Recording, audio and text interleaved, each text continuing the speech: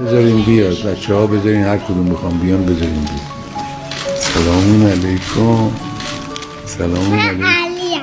ماشاءالله. بیاین. من محمدی عجونی شدم. پس باید بیاین هر کدوم یه بوس به من بدین. منم محمد جواد موزیدار خانم. ایشون خانم یا آقاست؟ خانم. چشم. یه چفیه به این دختر خانم بده. سلام. یه چفیه به منم. احوال شما؟ اسمتون چیه؟ زهرا. ماشاءالله زهرا خانم گل. بفرمایید. زنده باشید. ماشاءالله. قهرمان بود. بله میدونم. بله بابای شما قهرمان.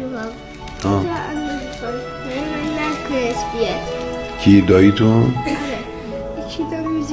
خیلی خوب. 2 انگشتر بدید که دن روزی برون. دایی لارن بدید. من چون دعا خوندم.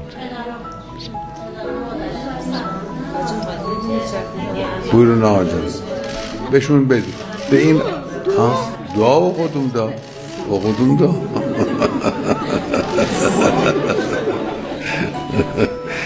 ماشاءالله. خدا انشالله حفظه. بچه رو مواظب. سر بچه رو بید.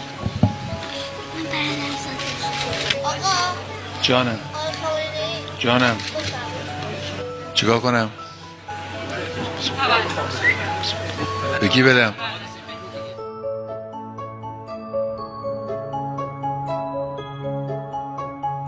این خانم همین یه فرزند رو از شهید دارید. اسمشون چیه؟ اسمتون چیه خانم؟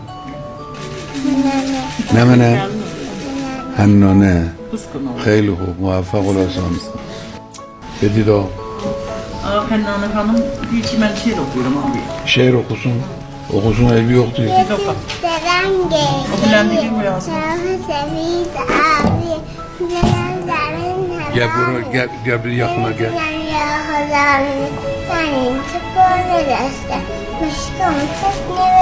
Nefes maşallah.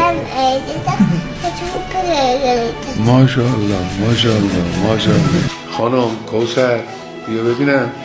بیا. کمال شما.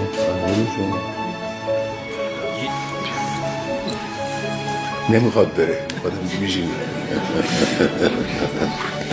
بازی هم میکنی؟ چی بازی میکنی؟